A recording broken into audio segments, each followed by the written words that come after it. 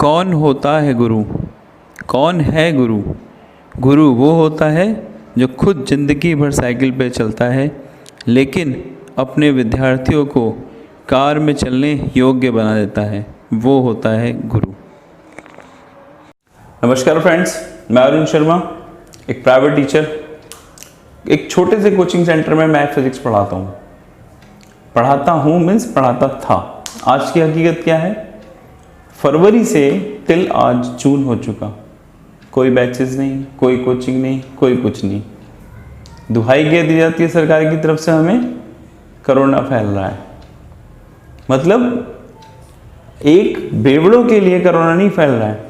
जो शराब की दुकान पे लाइन से खड़े हुए, जिनके लिए लाइन से सारी दुकानें खोल दी गई, शराब की दुकानों के टाइम बढ़ा दिए गए, उन बेवड़ों की वजह से कोरोना नहीं फैल रहा है। वो शायद शराब पीने के बाद ज़्यादा अच्छे से सोशल डिस्टेंसिंग कर पा रहे हैं, वो ज़्यादा अच्छे से समाज की सेवा कर पा रहे हैं। और एक आईआईटी की तैयारी करने वाला बच्चा, मेडिकल की तैयारी करने वाला बच्चा, वो उनसे कम समझदार है। वो इस सोशल डिस्टेंसिंग के हिसाब किताब को नहीं समझ पा रहा है, वो ज़्यादा गड़बड़ करेगा। और वो लोग जो दारू पी के फिट हैं, वो ज़्यादा अच्छे से इन बातों को समझ पाएंगे। सरकार का नज़रिया यही है। ये सरकार सिर्फ क्या पैसा ही कमाना जानती है? मैं किसी पर्टिकुलर पार्टी की बात नहीं कर रहा हूँ, मैं तो सीधी बात कर रहा हूँ सरकार की। क्या ये सरकार सिर्फ पैसा कमाना ही जानती है? उन्हें सिर्फ पैसा ही दिखता है, भविष्य नहीं दिखता? ये भूल गए सरकार में बैठे हुए बड़े बड़े अधिकारी, आईएएस पीसीएस की आप भी एक स्टूडेंट रहे हैं, आपका भी एक टीचर रहा है। उस टीचर ने आपके लिए बहुत कड़ी मेहनत करी होगी, तब जाके आज आप अपना भविष्य बना पाए हैं। या ये सब गलत है? आज आप उन टीचर्स को भूल गए, आज उनकी ज़रूरतों को भूल गए। आज 6-6 महीने के किराए चढ़ गए हैं कोचिंग वालों के, बिजली का बिल इकट्ठा हो गया है। कहाँ से दें?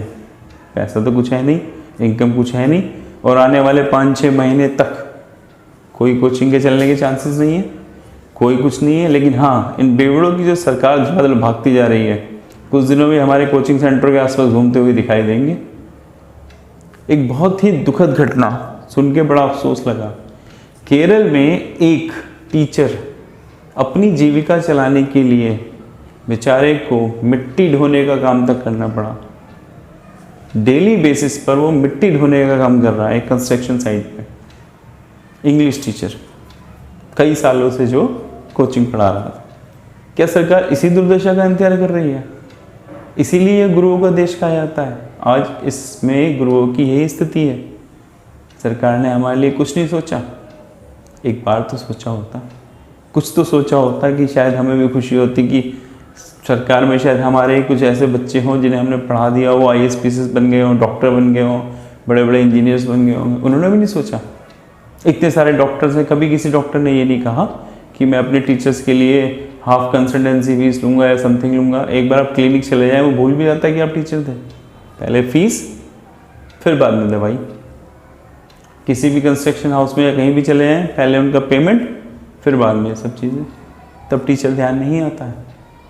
लाइन में लगा हुआ टीचर ध्यान नहीं आता, बेचारा राशन की लाइन में चुपचाप खड़ा हुआ है। अपनी बात किसी से कहने जाए तो सबसे पीछे हाथ जोड़ के खड़ा हुआ है। हालत तो ये है कि जो मकान मालिक हैं या जो कोचिंग सेंटरों के प्लेस के मालिक हैं, उन लोगों ने अब कोचिंग सेंटर वालों का सामान बाहर फेंकना शुरू कर दिया है। और वो उसके लिए अगर कंप्लेन करने की सोचे तो किससे? कोई सुनवाई नहीं। अगर ज़्यादा जोर जबरदस्ती करते हैं, ज़्यादा सामान बचाने के लिए बेचारे छटपटाते हैं, तो पुलिस कंप्लेन कर दी जाती है उनकी। ऐसा हुआ है। पुलिस वाले आके भी उन्हें धमकाते हैं। क्यों? टीचर गरीब है ना, कोई नहीं सुनता। ये पुलिस वाले भी भूल जाते हैं क्या वो भी एक टीचर से पढ़ के कामयाब हुए हैं। आज जो टीचर की दुर्दशा है, यही विनाश का कारण है। जहाँ गुरु का सम्मान नहीं होगा, वहाँ प्रलय आएगी ही आएगी, विनाश होगा ही होगा। बड़े बड़े अधिकारी, बड़े बड़े राजनेता जो आज इतने पदों पर बैठे हैं, एक बार फिर से अपने गुरुओं को याद करें और ध्यान करें उनका, जिन्होंने आपको इस कामयाबी तक पहुंचाया। कुछ तो सोचिए टीचर्स के बारे में। कब तक कोचिंग सेंटर्स में ताले लगे रहेंगे? चलिए, आप जैसा चाहते हैं वैसा करिए, लेकिन उनके परिवार के लिए तो कुछ सोचिए। उनका भी तो परिवार है। सरकारी टीचर्स को तो तनख्वाह मिल रही है बिना कुछ करे।